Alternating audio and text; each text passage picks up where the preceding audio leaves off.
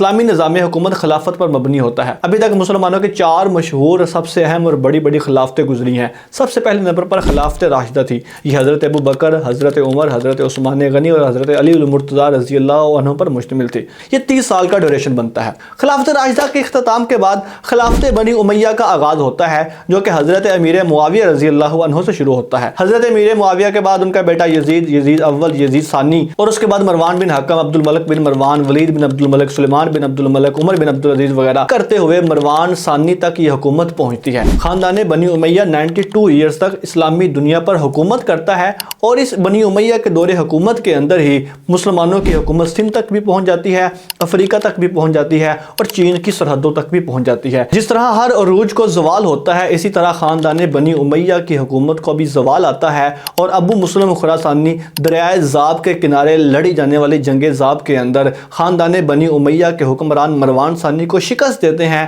اور عباسی حکومت کا آغاز کرتے ہیں۔ خلافت بنو عباس 750 سے شروع ہوتی ہے اور 1258 تک یعنی 508 سال تک اسلامی دنیا پر خاندان بنو عباس کی حکومت ہوتی ہے۔ خلافت کے لیے ان کے پاس علم تھا، ایک چادر تھی اور ایک تلوار تھی جو نبی صلی اللہ علیہ وآلہ وسلم سے منسوب تھی۔ یہ نشانیاں جس بھی حکمران کے پاس ہوتی تھی صرف اسی کو خلیفہ کہا جاتا تھا۔ 1258 میں ہلاکوہا حملہ کرتا ہے بغداد کے اوپر، اور مستعصم باللہ کے سمیت 10 لاکھ سے زائد بغداد کے اندر رہنے والے لوگوں کو قتل کر دیا جاتا ہے، لوگوں کو مارا جاتا ہے، کتب خانے جلا دیے جاتے ہیں، اور مستعصم باللہ کے قتل ہونے کے ساتھ ہی خلافت عباسیہ بھی ختم ہو جاتی ہے۔ ہلاکوہا کے حملے کے بعد اگرچہ خلافت عباسیہ ختم ہو چکی تھی، لیکن اس وقت مصر کے اوپر مملوک خاندان کی حکومت تھی۔ مملوک بادشاہ سلطان بیبرس نے عباسی شہزادے ابو القاسم احمد متوکل علی اللہ کے ہاتھ پر بیعت کی اور اس کو مصر اپنے پاس لے آیا۔ اگرچہ اس نے اس کو خلیفہ نامزد کر لیا،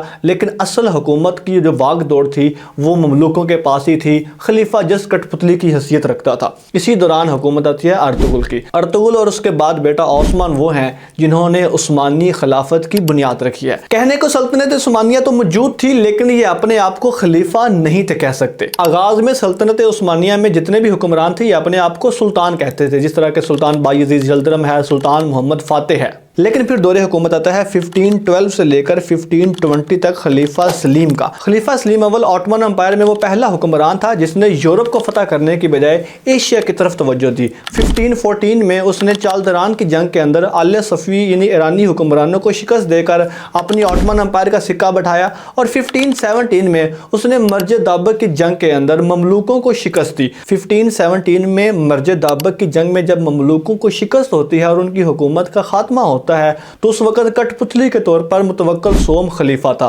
عثمانی سلطان سلیم اول متوکل سوم کو اپنے ساتھ لے کر استنبول چلے گئے۔ وہاں پر متوکل سوم نے سلیم اول کے ہاتھ پر بیعت کی اور خلافت کی جو نشانیاں یعنی علم، تلوار اور چادر جو تھی وہ عثمانی سلطان سلیم اول کے حوالے کر دی، اور اسی طرح آٹومن امپائر سلطنت سے خلافت میں منتقل ہو گئی۔ 1517 سے لے کر 1924 تک آٹومن امپائر نے اسلامی دنیا میں خلافت کی نمائندگی کی۔ 1924 سے لے کر آج کی تاریخ تک اسلامی حکومت یعنی اسلامی خلافت کا کہیں پر بھی کوئی نام و نشان نظر نہیں آتا۔ کیا مستقبل میں یہ پاسبل بھی ہے یا نہیں ہے، یہ تو انشاءاللہ پھر کبھی نئی ویڈیو میں ڈسکس کریں گے۔ ابھی تک کے لیے اتنا ہی ہے۔ اللہ حافظ و ناصر۔